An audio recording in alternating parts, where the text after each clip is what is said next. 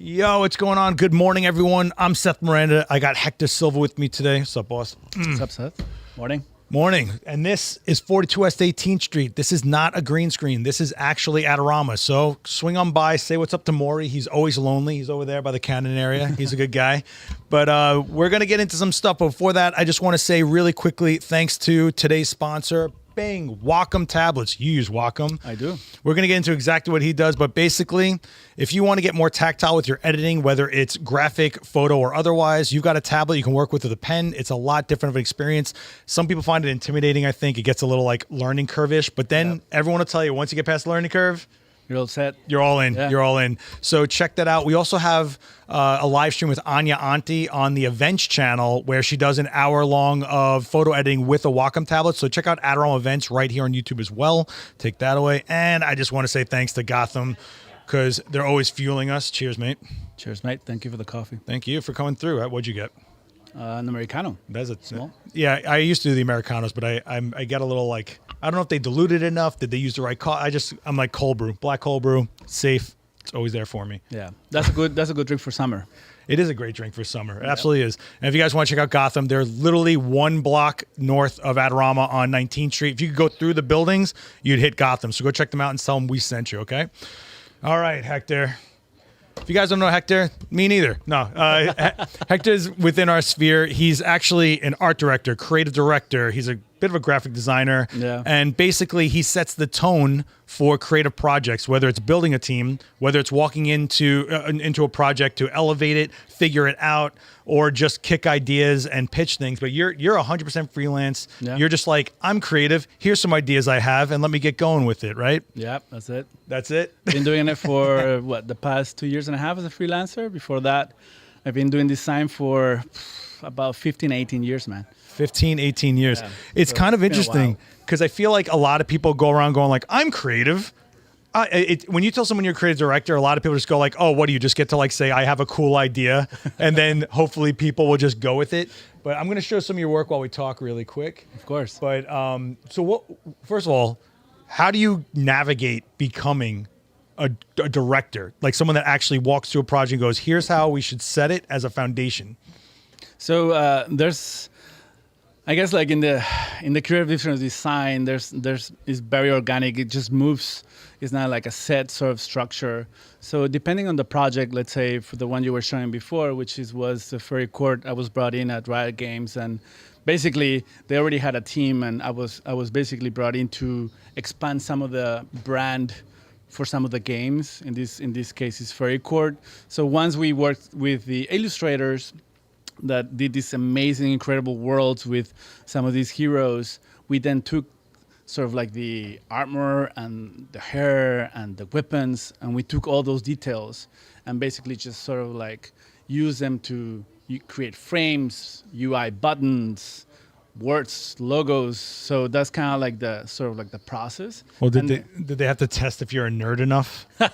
Like I think you have to be tied to the genre a little bit, right? Well, when I was brought in, I did say, I work with Julio, who's the head of design at Riot Games now. I was like, hey, I have no background in video games. I know a lot of brand, but I have no background in video games. Like, oh, don't worry, we'll get you in, and you kind of get through it. But it took me about 2 months to really get the hang of it, because every single detail on the logo, on the colors, they have a huge fan base. So yeah. if you miss it, yep. You get called out. So I was lucky that I was working with a very supportive team. So I had really good guidance, but it was super fun just working with people from all over the world that were just creating these amazing, just fantasy world. So what do you think got you the job? If you say like, hey, I'm not from this world, I'm not from this culture, what made you get that job, do you think? Like, was it your aesthetics that they like, that they think you have a tact level, a sophistication? So I think for this specific job was basically the design systems that gets built once basically a product is made. Okay. So I knew one of the people working at Riot Games from my previous work at an agency, which was fully branding, unrelated to video games, and they knew that I was really good with creating that sort of like design system. Like you have a logo, you have a character illustrated. Now give me, all the images that go for Instagram, all the illustrations that will go for a teaser that will go on YouTube. All the formats you need, right? All the formats. Yeah. So basically that was kind of like my job there, and basically expanding those and creating processes with the other creative teams to do the same for other verticals or video games. Did you get sucked in at all? Are you rolling dice at D&D tables now? Are you all in?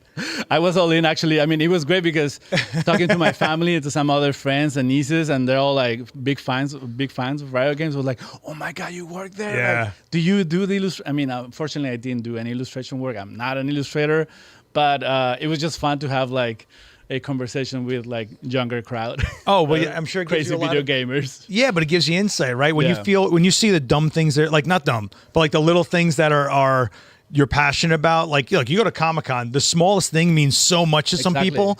And as a designer that doesn't know the meaning of things, you might look at something else that's more important. Yeah. So it's kind of interesting to get that kind of insight. It must have been really funny to watch you have that conversation too, by the way. Totally, yeah. No, and like you said, you brought up Comic-Con, right? So I think something that was so cool about this project was that it had a huge community behind it that really believed in it. So, that basically added a layer of complexity, but at the same time, it was just great to be working with a product, with a video game that just had so much fan base, right? It was so fun to. I heard you're dressing up like elves now. Is that true? Did you take archery lessons? Are you? I do walk around Manhattan with my costume on, but no, it was such a cool. It was like a year-long contract. Oh, that's cool, man. And yeah, I got to touch a lot of really cool projects there. Yeah, and it's kind of interesting. It sounds trivial. It's a video game, it's like that, but it's almost like respecting a culture like any other culture. So you kind of learn a little bit more respect as a human, as a person, as a leader, a team leader, to understand, these are, it may not be a religion or something like that, but it's a culture to people that put a lot of time of their life into it. Yeah. That's really interesting. I didn't know you weren't into it. I thought, when I saw it, I was like, oh man, this guy's a nerd. All right. I totally could see what's going on here. No, it was fun. It was it was such a cool, I mean, that's a cool thing about being independent sometimes, because you get to work with, with a company, with a client, there's a video game, Riot Games, and then, the next project is just totally different, It's like being a photojournalist. You're walking into lives after lives after styles. I just want to say what's up to everyone in the chat. Timothy Brown, what's going on? Steve Land, Brad McMillan, Kathy Brown. Hello, I'll see you soon at ShutterFest, I'm sure. If you guys have any questions, please feel free. I think this is really valuable because we're always having other photographers on here and people from our world, but Hector's the guy that's hiring us. He's the one that's looking at the work we're producing and where it would fit. Would it be part of his team? So I think it's really a good insight onto a side of the table that if you're trying to get into, especially commercial work, oh my gosh, like forget about it, As far as like passion projects go, do you get to do those, or do you consider some of these passion projects? I mean, what are we talking about as far as your personal investment into some of these projects? I think the project before this slide, that was this Bronx Documentary Center. It was my passion project. We finished it, unfortunately. But this is a nonprofit, and it's been around for more than 10 years, I believe, and it's incredible. If you're ever in New York, check it out, Bronx Documentary Center. And basically, it's just a nonprofit where people come to learn photography. Oh, that's cool. So from kids to seniors, they have all these different programs. And, kind of like the Riot Games, the engagement and the fan base here was just a community that the Bronx Documentary is serving. So they invited me to do the whole rebrand, and I got to work with a buddy of mine to do the website. So this is sort of like some of the work that we did for them, and it was a year-long project. And yeah, we worked with renowned photographers that we were able to use the photographs as part of sort of like the rebrand and the image and the logo. So that was a little bit of a passion project for me because of how much it meant to the Bronx community. Oh yeah, for sure. I mean, and Bronx does not mess around. I mean, that is forget about it. That borough. That is as hardcore. That is one of the hardest core boroughs in New York. So when you walk into something like this, it's a blank slate, and you go, I'm working with this creator. You have these fonts for your brand, or you were like completely autonomous. You have all autonomy on it. Like what is it?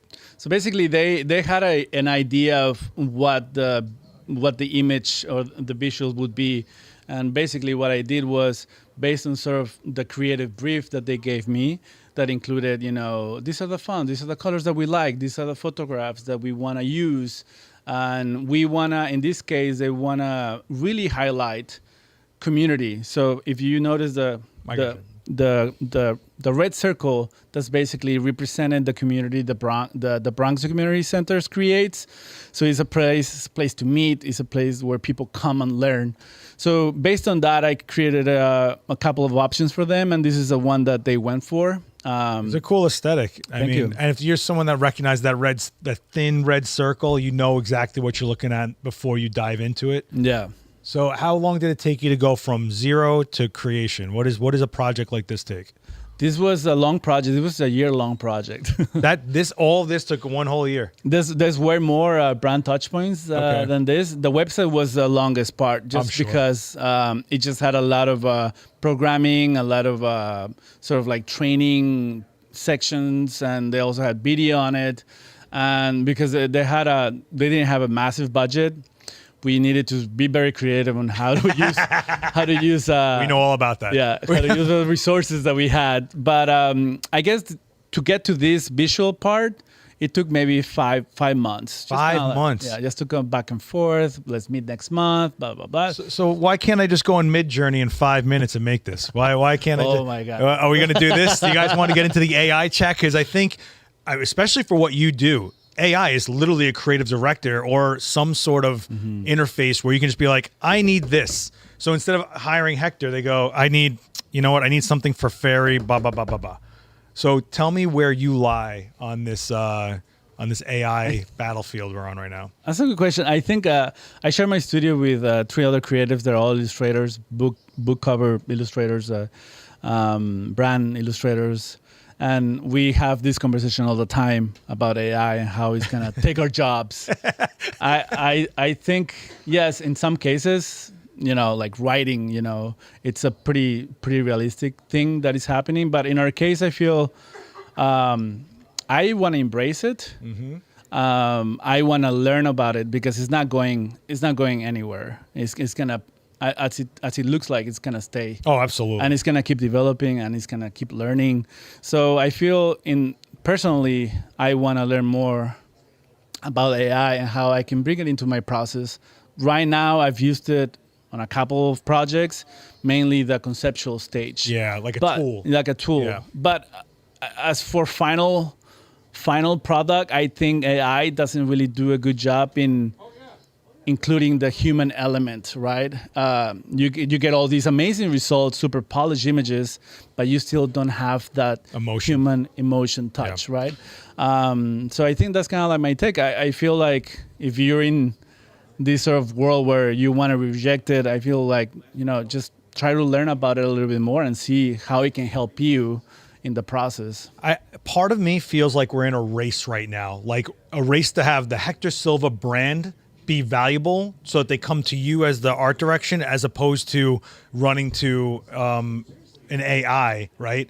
So I think the value for a lot of these companies to be like, well, this was designed by a guy and people connect to that person, like you connect to that artist. A lot of times you see collaborations with artists with fashion, right? Yep. And it's like, because they know that name, it's a brand. So I feel like we're in this weird moment of, all right, everyone quick, build your brands because that's what's valuable as opposed to what the actual product is, if that makes any sense. But I think it's going to hit for people that, I think it's going to hit for people that actually weren't hire us anyway, right? Like the people that would go on Fiverr, the people that would just go, I just need something quick. I don't know if it's really going to be this thing that becomes a phenomenon that destroys an entire industry of people that are working. Yeah, I mean, I don't know. I'm not a tech person, but I feel to me, it's very unknown where this is going, but it's going fast wherever it's going. There's conversations in the creative industry where right now agencies are like, we have the best creative team. At some point, they're gonna say we have the best creative AI. Right. So it's sort of like you're gonna sell your brain to the machine. Be like, no, this is fueled by Hector. No, he did the fairy thing. Like, do you remember the Riot Games thing? So now it's in our machine. That is people are actually asking. So tell us, like, how. AI is helpful to you? Like, what do you use it as a tool? Like, do you just kind of like crunch away at brainstorming, and then when something hits, you build on it? Like, what is it? Exactly. That's kind of like I basically send a prompt to. I use Midjourney, and basically when it helps me in the creative process is that if there's an idea that I'm stuck on, and using some of my mood boards is not really helping, I just go to Midjourney and basically add a prompt. Let's say I'm looking for a red plastic cowboy hat on a white background because I need to remove the background. This was last night, by the way. You just did this. Exactly.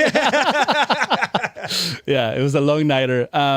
So basically using that as sort of part of the mood board creative stage, just to show clients what could potentially be if they go with this concept. Yeah. Okay. That's I don't know, man. I feel like it's really funny what you just said. Because you went from, well, AI doesn't really have the emotion. Then you're like, well, when my mood boards aren't working, I'm going to go to AI. It's just kind of like, so it's really murky right now. I got to tell you, I think it's going to affect a lot of people from mainly the lower end of that. So then if it affects the lower end of an industry, how do you rise up if you're not working in the lower end, right? So is there going to be a point where we're just like running out of creative people because they didn't come up through an industry, they didn't get started in an industry? Yeah, I mean, that's a good question, and I give me answers, Hector. Come on. I'm trying. I don't know. I mean, like I said, I have these studio mates that I share the studio with. They're all illustrators, and yeah, they're mostly affected by it as well. Yeah. Because I can also just type in a prompt, illustration, playful, blah blah blah blah blah blah, and it'll pop up.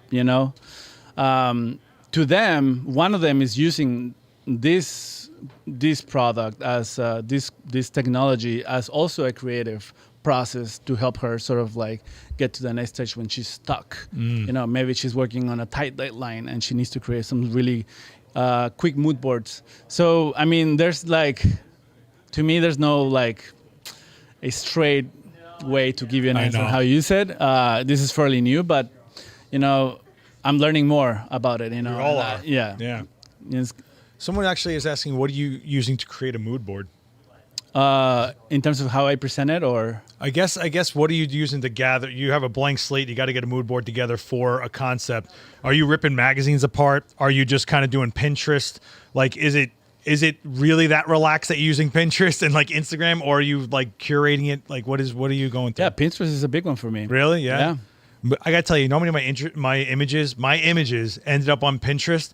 And so when someone comes to me for a reference point to shoot, they go, we think this would be a good fit. I'm like, yeah, I shot that. Like, where'd you get it? It like at least 4 or 5 times in my career, someone has done this to me. So I have a weird love-hate with Pinterest. Well, I mean, when there's different levels of sort of pitching an idea to a client. Let's say if this brand is heavily relying on photography, okay, then those mood boards will carry a photography style by a photographer. Oh, for sure. So that's how we've done. If it's all illustrations, this style illustration is from this artist, and then if that gets approved, then we reach out to that person and then, hey, do you want to work with us? So is that how you go about building a team? I'm sure you go to people you work well with, but where's the weight, right? Is it someone that work well with, or someone that fits the aesthetic as the work they're putting out? Like, what's more of a value to you? That's a good question. I think it depends on the project. Sometimes there's a lot of flexibility in terms of the illustration style that the client wants. Okay. And sometimes they come with a point of view. This is exactly what we want, and then we just kind of curate. You're just hands making it happen. Yeah. We just kind of like, oh, I know this person, but something that has helped me in my career is have a very healthy network of creatives that I can reach out to. And that's basically how my career has been, basically relationships. The community the person that I worked with 2 years ago is someone that I potentially might be working out this year because, 3D artist. Right. Yeah. Yeah. We always talk about that, right, guys? If you're running in the creative industry, relationships are literally everything, and it always comes back around. You know, the people that stick around are the ones you see 10, 15 years later and you reconnect. You almost made it through, you know, round one of the Hunger Games, right? So actually someone's asking, have you ever done storyboarding? I've done some storyboarding. Basically my storyboarding is not like someone who's like a professional, but some sort of noodles and some sort of like just the images that I pick, but not like a Do you think legit. you'd move into full on directing, like legit directing, not just creative directing? But like my you're on a God. set and you're doing it. That would be my dream. Yeah. But no, that's I don't know. I mean, You heard it here first. Don't chase your dreams. He's sitting here regretting it right now. Yeah. I would have loved to be a film director at some point. You could do it. You Yeah. can. It's easier than ever before. Literally, for a very low budget, you can just film something. It's all about proving the concept or finishing a product and submitting it places and then building on that. I mean, that's how a lot of stuff got started. Yeah. You know, you ever see that movie 9? It was an animation that was very Tim Burton-esque. Oh yeah. Yeah. That started out as like a very, very short film, and they were like, "This guy is cool," and they gave him everything he needed to build a full feature. And I always remember that story because I'm like, yeah, that's how we do it now. That was a really cool film. Yeah. Yeah. Ryan Reynolds made Deadpool happen because he put money into filming a short scene to show how much fan interest there is, and then they funded it. Like, if you want to go do it, you could literally get going with your phone. That's true. You know? That's true. You're stopping yourself, Hector. Come on. Creativity, What is this? right? It's all about the creativity and the will. The will. That is the will. It's a lot about ambition, and I think not being lazy, to be honest. I mean, and a lot of, and not even just lazy, but getting lethargic from thinking you can't. Yeah. It's not even that you are lazy. You just get to a point where you're like, I just don't know if I'm going to waste a lot of people's time, my own time, a lot of money, if it's going to be embarrassing if I don't get it pulled off the way you want. Because you have standards. You have a creative vision. What kind of stuff would you want to direct? Would you want to get into like feature films? Do you want to get into comedy, horror? Like, what's your genre? I would love to do a short film. Like what style though? Are you familiar with this movie? It's a Mexican movie called Probably not. Amores Perros. No. It was a big movie a while ago. I think it was late 90s or 2000, I think. Okay. I want to do something like that, but about the story of someone growing up in Texas and Mexico border. I know a guy. His name's Fernando Martinez. That's right. Maybe he should be our main character. Fernando, I got you a job, buddy. Honestly, that's like legitimately part of his story. So that'd be really interesting. Also, and you guys have a chemistry and a rapport. So film this. What is happening? Gear up and get going, man. You have all the tools here. I got people. I got tools. I don't have time, and I have no bandwidth, and I have half a brain that's dead right now. I just walked off a plane right now. You've been working all night, and I am jet lagged out of my mind. So we're a good team right now. But going back to what you were saying about, when you have an idea and you want to be creative, just go for it. That's kind of what I did to become a graphic designer. I was going for engineering. I wasn't good at math. I still count with my fingers. And then But you had a vision. Yeah, at some point I didn't know what it was, but through life's choices, I met the right people, I guess, and I eventually became a graphic designer without any formal training. It's also a big leap to do it freelance. I mean, no formal training and to just go for it when you don't have hours or things to punch in. Yeah. Like, you're just going, I hope the next job comes up. I hope this one pays. Like, that's a bold. I don't think people realize how much that takes, man. Yeah. That's a very. It's scary. It's been a while ride, but I don't regret it. No. It's been fun and a little bit stressful sometimes. But Yeah. we're doing fine. Look, that's all freelance, right? Yeah. I mean, what was the final, like, I'm just going to go do this full time? What was that? That was, I got a gig actually it was back in Texas, and I got a gig at Fossil, which I didn't know. Watches? Yeah. Wow. The headquarters are in just outside of Dallas, Texas. Okay. And that was my first formal job with a creative director and a design lead, and I had no idea, Seth, about branding, what you learn in school. So You had I a was just briefcase here. full of crackers, just pretending that you really belong there. Well, hey, Hector, you would do these logos, and I was just trying to do my best. And I guess I was lucky that the people I was working with were patient with me. But through that job, talking about community and network. Yeah. I met a photographer actually that was shooting some of the watches and the vasos and all that stuff, and I know someone that has this gig, and then I just keep going. Yeah. Wow.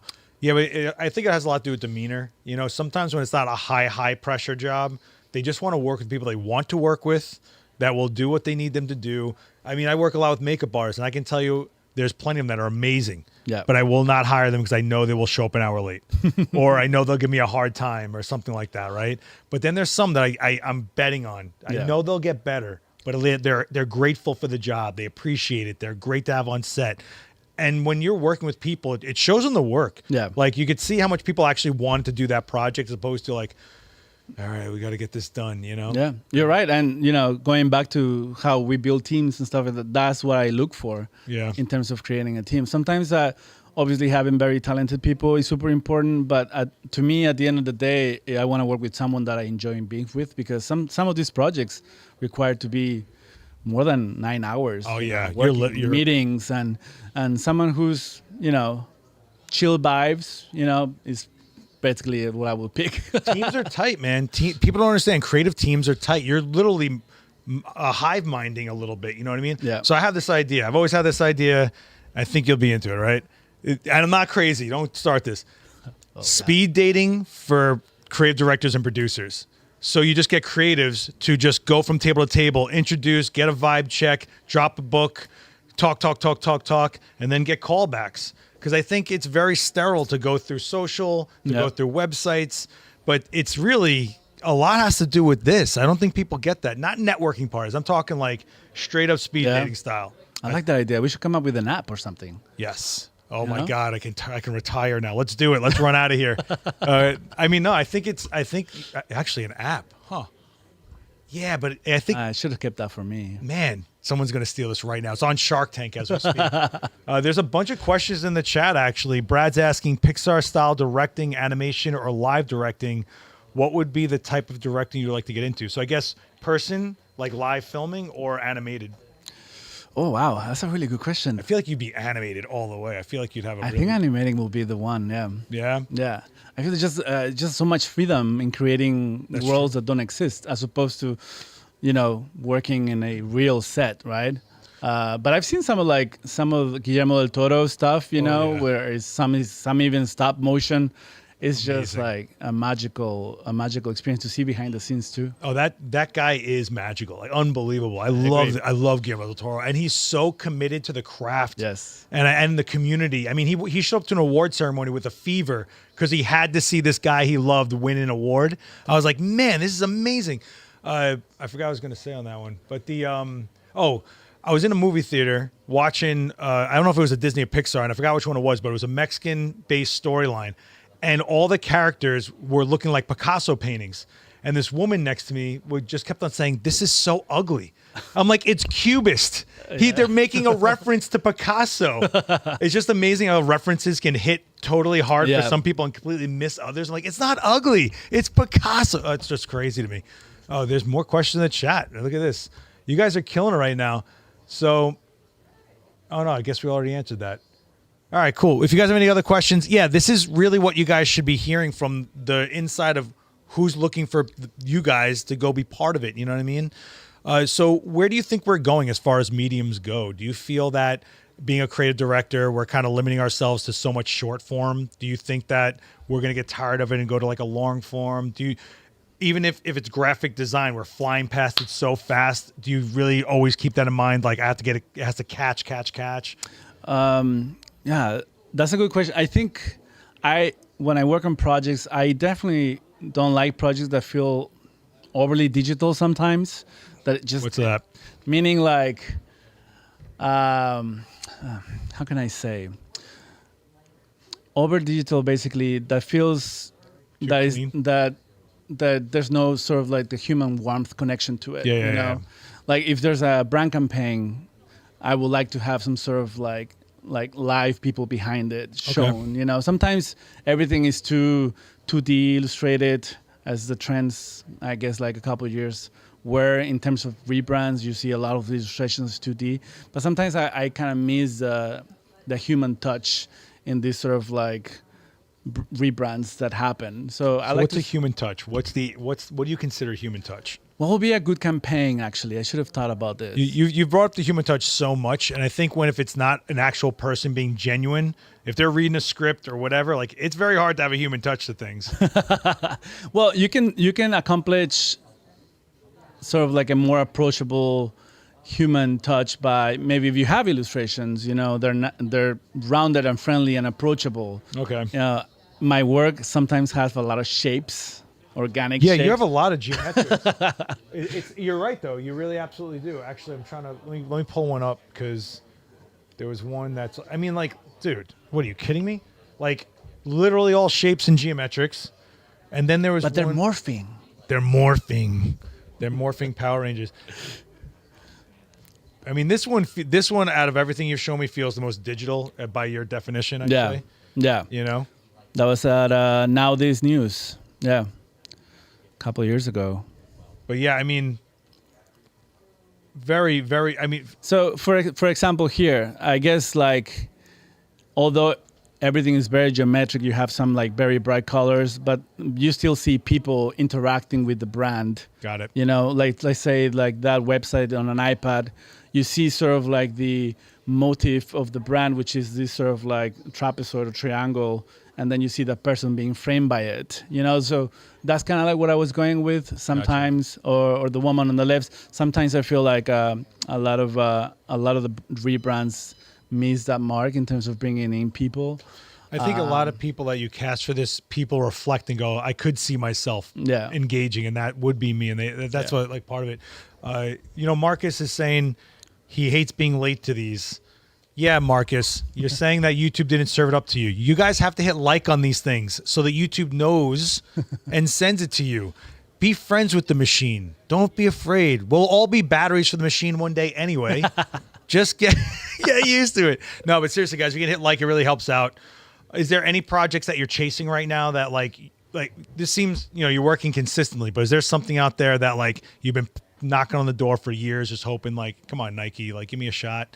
Like, is there something out there? I would love to do I work for a museum.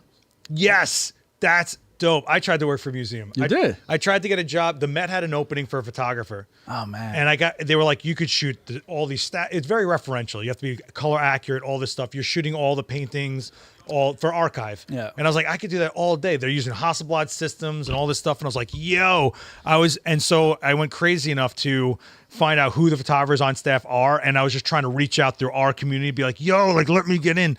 I ended up obviously not doing it. I still would love to at least have a day in that studio. It's incredible. I bet, man. Imagine working with all that art all day long. All day. And you would create a campaign for every new exhibit.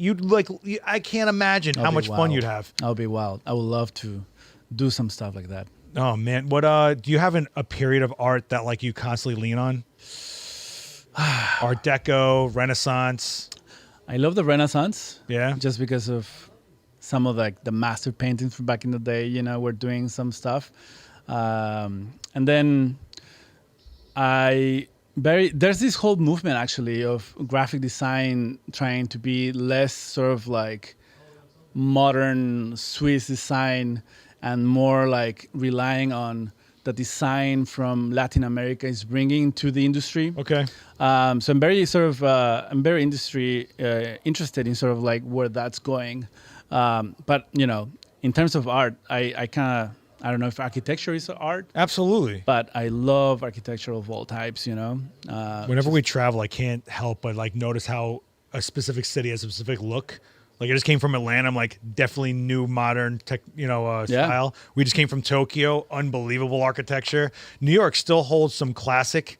You'll see some very old architecture right next to like this crazy Jenga thing. And you're like, what? What is going on? And then next to it is just like a building without no windows. It's just like so crazy. Yeah. I whenever I get stuck, I end up going to the Met and there's the Greek statue exhibit, right? And there's a skylight. And if you start your day there and then end your day there, it's completely different exhibits because of the way the light hits. And because the statues are so worn, this is where I turn into typical Seth. They all look like zombies to me. Their noses are broken off. Their eyes are blank. They're, like that whole thing.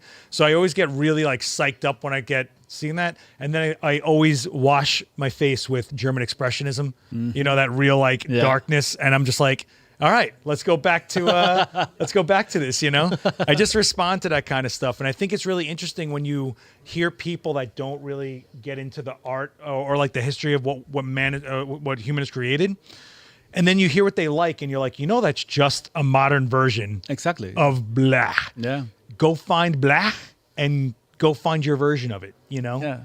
So, talking about mood board earlier, sometimes we're putting in an image and you're like, okay. And then, oh, wait, I've seen this. Yes. Like a version of this at a museum or an exhibit. And it's like 100 years old. And you're like, and you start connecting the dots, Yeah.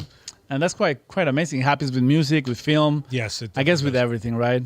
I mean, we definitely have it happen here with photography. A lot of people are using wet plate, large format film, Van Dyke Browns, cyanotypes, salt prints, all sorts of stuff. You were just talking about Rolleis, which the used department probably has a few of them. If you're a cool guy, he says he would. He's like, depends on who you are. Maybe I got a Rollei. It depends on who it's for, But yeah, I think it's really interesting that people get inspired by what has been a staple for centuries, and people that aren't cultured go, "Wow, that's new," and then you're going. Yeah, like, wait, that's actually has been recycled or redone in a way. Yeah, but, I feel like inspiration comes from it too, and we're just kind of like a victim of our own sort of creation sometimes. Yes. But I think you can relate when you're working so much on a project, you forget to go live life so that you can get that inspiration again, and to actually have a base inside of yourself to pull from.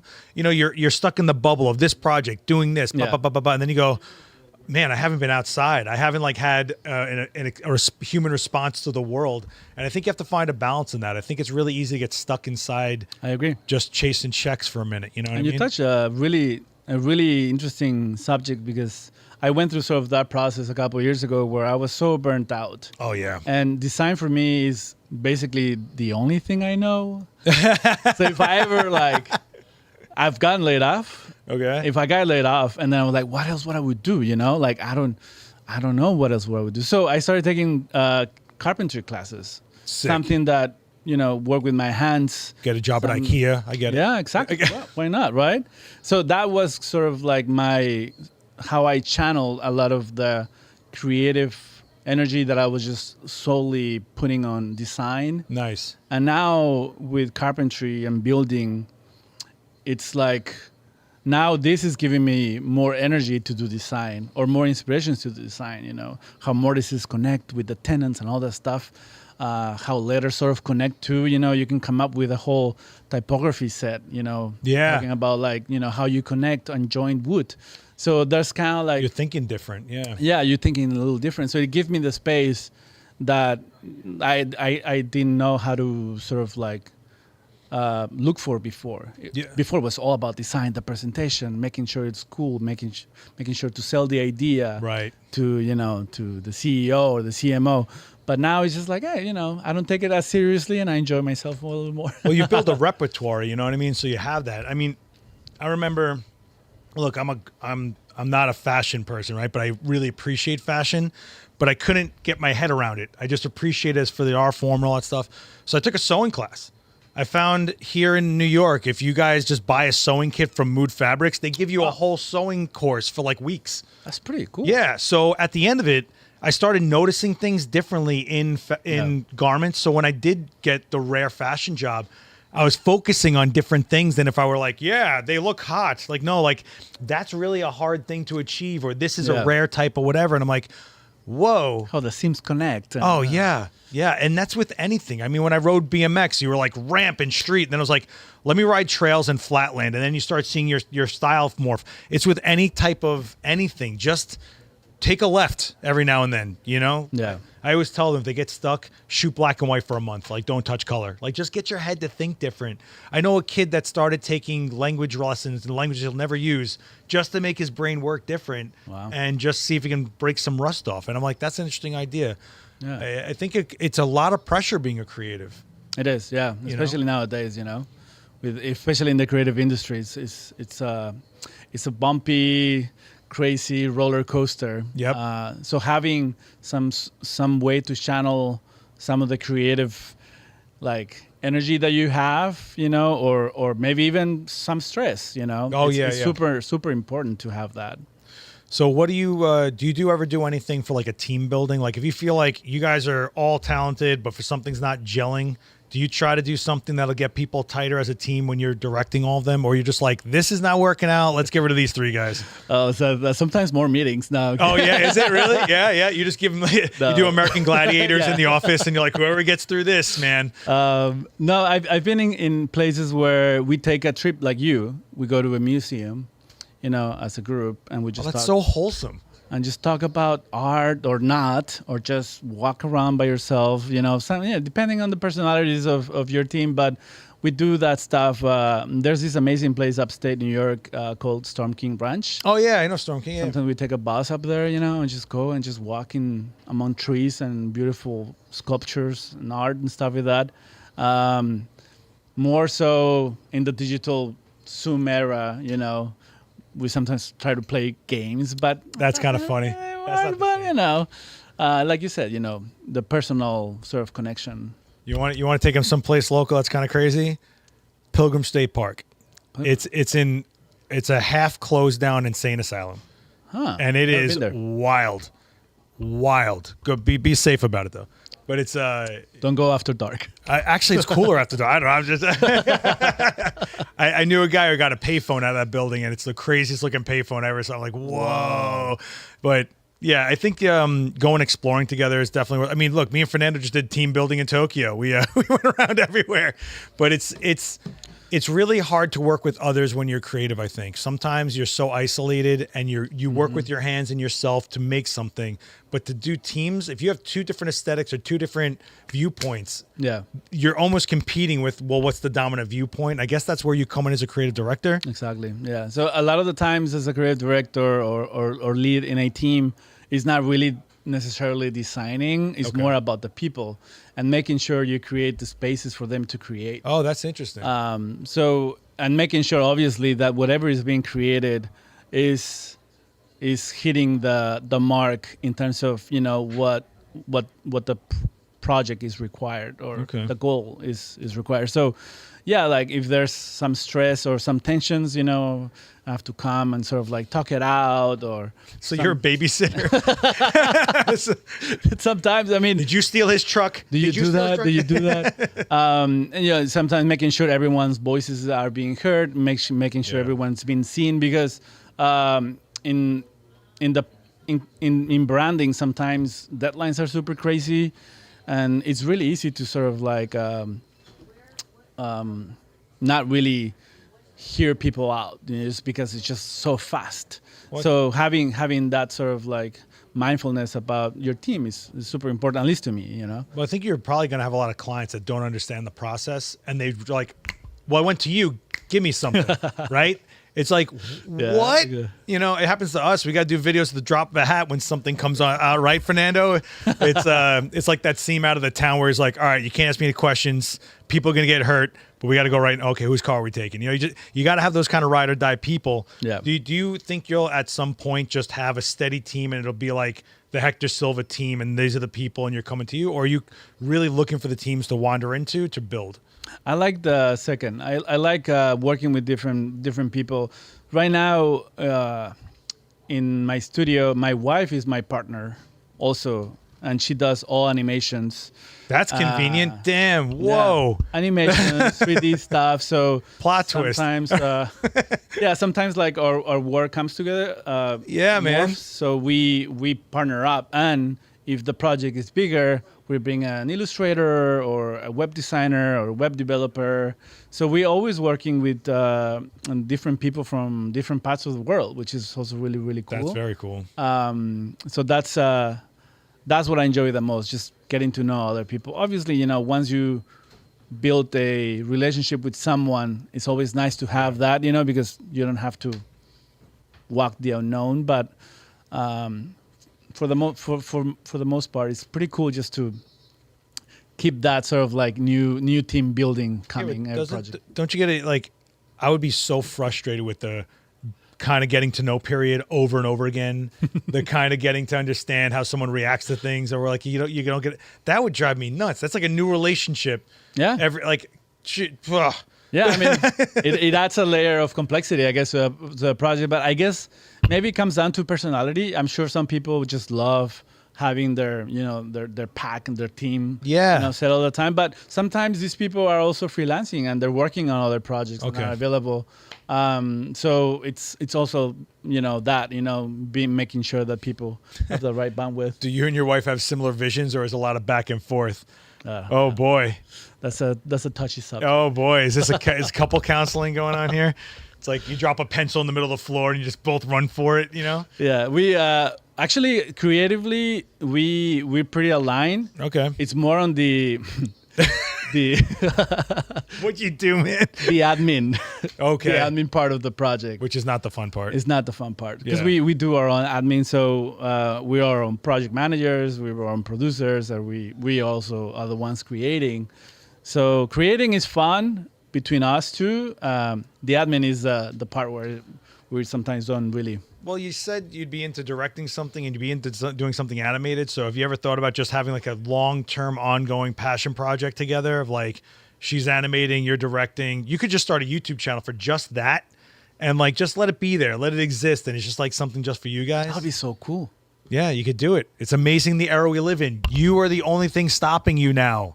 It's true. It really is. That's so cool. You can self-publish. You can self-everything. Whether you want to build an audience is another story, but you can go do it. So if you ever just wanted to, like, we're going to work on this for a few hours tonight and just put it together, you could do it. Yeah. It could be a next phenomenon. You don't know. I like that idea a lot, actually. You're welcome. I'm going to pitch it to her. All right. There you go. See, I'm changing lives one podcast at a time. It's coming up with like apps for producers and writers to connect. Now we're like coming up with. I'll tell you, when I'm on zero sleep, there's just some kind of gremlin in the back of my skull. It's like, remember all this stuff you thought about 20 years ago? Well, here. Throwing out stuff at you. Man, I am worn thin right now. I got back from one trip with no voice, period, and I was really worried about the next thing I had to do. Yeah. And it's always in my head when I come back here. I'm like, what is Fernando going to need me to do? Can I do it? And sometimes I just don't physically have a vocal cord left. It's bad. You can just tell him no. Have you seen that, man, when you say no? No. Well, the thing is, like, because we're a tight team, and if one person says no, that's like 50% of a team going no. Yeah. So I can't leave guys hanging, and I wouldn't want them to do that to me either. So if you're gonna step in, I consider what we do a big privilege. We get to just go be some form of ourselves for somebody else. There's people that got to put on a tie and crunch numbers and have no like actual identity out there. We get to be ourselves, and we just happen to get to bring a part of ourselves to a place that appreciates it enough that they need us. Mm-hmm. I don't want to take that lightly, and I consider everything we do like I'm so grateful that I don't have to do a job where I don't feel like I have some kind of personal investment. This community, I feel very tied to it. Every part, the way you just talked about everything you're doing, that's a privilege, man, that you're able to like, this meant a lot to me. I got to work with this. This was your aesthetic you're getting to put out into the world, and no one can take that away from you. Yeah, I agree with you. Yeah. I mean, you have an amazing team, and look at this studio. It's just, I can see the teamwork. There's no teamwork here. I built this myself, Fernando. I'm like, oh, Fernando. We have our one community member who showed up here. What's up, man? How are you? How's it going? Do you guys have any questions for Hector or just anything about this side of the game? I thought it was super important to bring this side of the conversation because I don't think you guys get it enough, especially if you're trying to get into commercial work. This is really the insight that you're trying to figure out when you're going to, hey, they need someone for this project. Well, he's the guy you're probably going to have to pitch it to, So if you have any questions, let it be known now. But is there anything you're in now you want to let people know about? Is there any projects that you want to kind of put out there to the world right now that you're... Yeah, we started a couple of projects. One is with Pinterest, designing... so Pinterest, if you didn't know, they have this other arm called Pinterest Academy. Okay. And that's where my project lies. And basically, Pinterest Academy is basically focused on all the people that want to know how to use Pinterest in terms of ad advertising. Oh, So okay. if you are a small business, medium business, you use their tools to sort of like promote all your products. So Pinterest Academy is basically kind of like a academy, a school that teach you how to really get the most out of Pinterest, in a way. That's smart. Have people use your product, learn Yeah. your product, then go and Yeah, and their team is amazing. Like they've done. This was launched, I think, more than a year ago, and yeah, it comes with branding campaigns. It comes with their own sort of like design team, and it's like the whole thing. So that's basically what I'm gonna be working on the next couple of months. Website redesign, a couple of social media brand campaigns. So. Pretty excited. Yeah, I'm a big fan of Pinterest. I mean, I know you said that. Well, it's just weird. It's just weird to me when people bring me my own stuff. I'm like, where did you get this from? I shot this Popeye makeup once, and it ended up on a cover of a magazine, and it went sort of viral, and it all happened through Pinterest.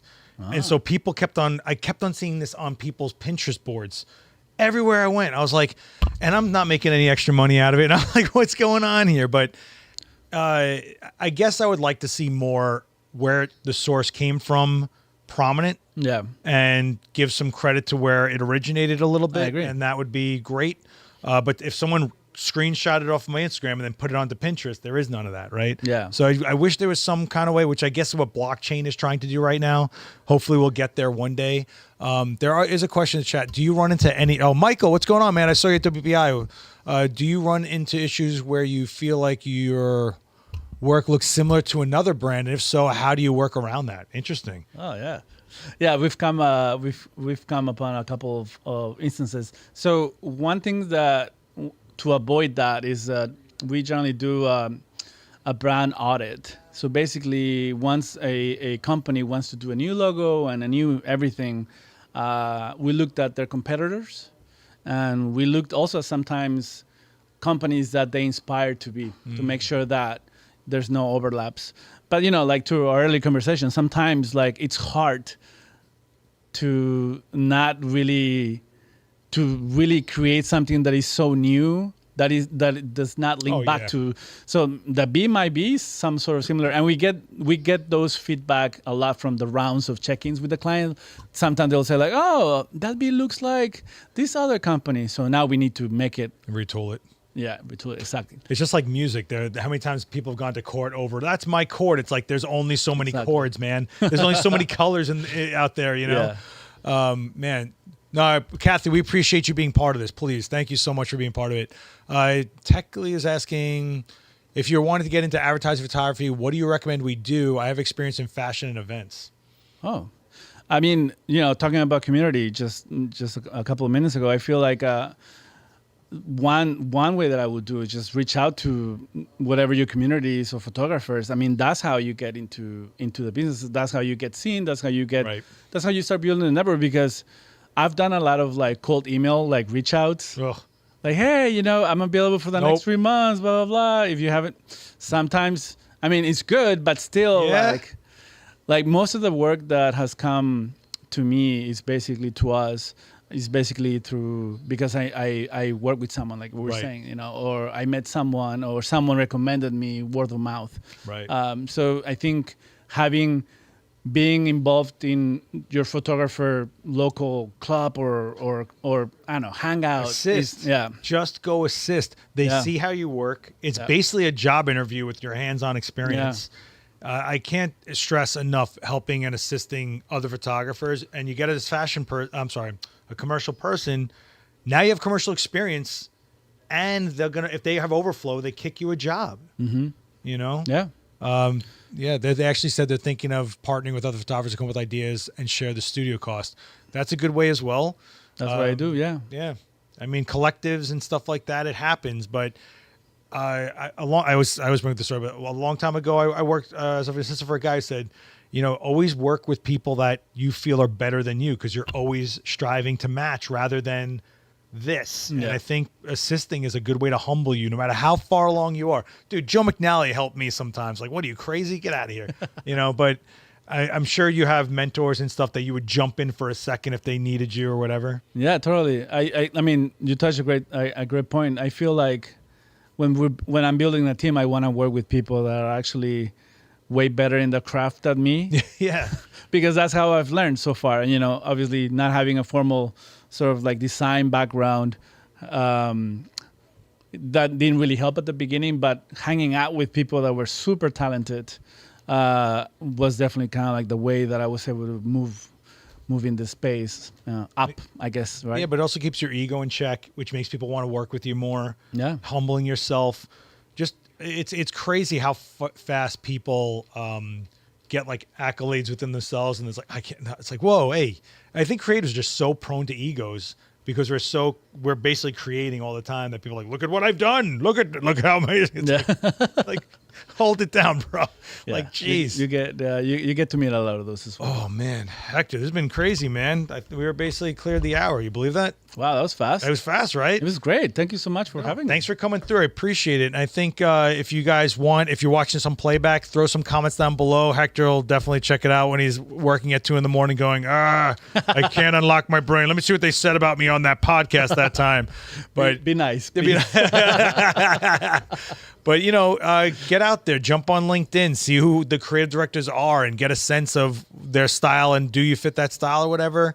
Do you have any last advice for anyone out there looking to join the Silva team? Well, I like the message that we were, or the comments that we were making about, if you have an idea, just go out and make it. Yeah. I think that really hits a mark in terms of what I've been doing. Yeah. And in terms of the community, that you basically promote too.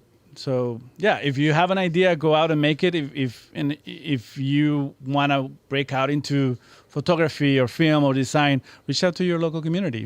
Yeah. And yeah, never stop learning.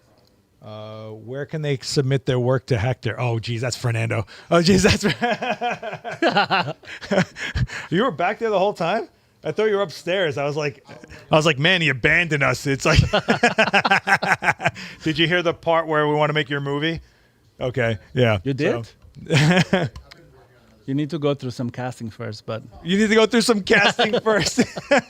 Just glue a beard to someone and you're done. Don't worry about it. Guys, I want to thank you guys so much. Don't forget, Wednesday is 11 a.m. Eastern on AdoramaTV. We go live here with guys like Hector. Don't forget Adorama Events, the new YouTube channel where all the stuff that's out of here, aside from this, are beamed and live streamed from. So if you think you're subscribed, you're probably not because this is at 1.3 million, which is awesome, Fernando. That channel, not even close. So let's go migrate some of you guys over there. Hector, thank you so much for hanging out, man. Let's see if we can get you a Raleigh, all right? Oh, yeah, that'll be great. A Rolly, actually. I'm sorry. Thanks, everyone. Guys, be good to each other out there. And just really quick, I want to say thanks to Wacom, which my man uses over here. So if you're looking to get more tactile with your editing and creating, check out Wacom. It's a little bit of a learning curve, but I'm telling you, it'll change your game. And Gotham, as always, thanks for keeping us caffeinated. Oh, my God, Hector. I think we did it, man. Ready to get out of here? Yeah, let's do it. All right. Later, guys. Peace. Bye-bye.